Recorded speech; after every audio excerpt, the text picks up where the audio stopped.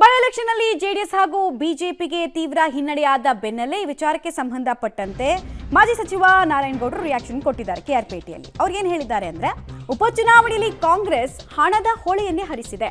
ಹಣದ ಹೊಳೆಯನ್ನ ಹರಿಸಿದ್ರಿಂದ ನಮಗೆ ಸೋಲಾಗಿದೆ. ಉಪಚುನಾವಣೆ ಫಲಿತಾಂಶದಿಂದ ನಮಗೆ ನೋವಾಗಿದೆ.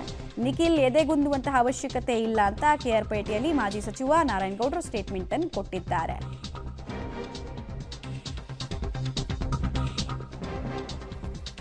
ಸೋತ ತಕ್ಷಣ ಪ್ರತಿ ರಾಜಕಾರಣಿಗಳು ಹೇಳೋದು ಅದೇ, ಎದುರಾಳಿಗಳು ಹಣದ ಹೊಳೆಯನ್ನ ಹರಿಸಿದ್ರು, ಆಡಳಿತ ಯಂತ್ರವನ್ನು ದುರುಪಯೋಗ ಪಡ್ಕೊಂಡ್ರು ಅಂತ. ತಮ್ಮ ಕ್ಯಾಂಡಿಡೇಟು ಅಥವಾ ತಮ್ಮ ಸಂಘಟನೆ ಫೇಲ್ಯೂರ್ ಅಂತ ಯಾರು ಹೇಳ್ಕೊಳಕ್ ಬರಲ್ಲ. ಸೊ ಇವರು ಕೂಡ ಅದನ್ನೇ ಮಾಡಿದ್ದಾರೆ. ಸರ್ಕಾರ ಹಣದ ರಾಶಿ, ಹಣದ ಸಮುದ್ರವನ್ನೇ ಹರಿಸಿದ್ದಾರೆ.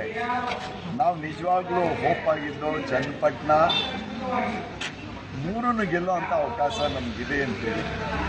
ಆದರೆ ಹಣದ ಹೊಳೆಯನ್ನೇ ಹರಿಸಿದ್ದಾರೆ. ಅದಕ್ಕೆ ನಾವು ಏನು ಹೇಳಲಿಕ್ಕೆ ಸಾಧ್ಯ ಅನ್ನೋದಿದೆ. ಇದು ಇದೇ ರೀತಿ ಇರಲ್ಲ, ಮುಂದೆ ಚೇಂಜಸ್ ಆಗುತ್ತೆ. ನೋವಂತೂ ಆಗಿದೆ, ನೋವಂತಾಗಿದೆ. ಆದರೆ 80-85 ಸಾವಿರ ಇಲ್ಲಿ ಚನ್ನಪಟ್ಟಣದೆಲ್ಲ ಮತವನ್ನು ನಮ್ಮ ಪಕ್ಷದ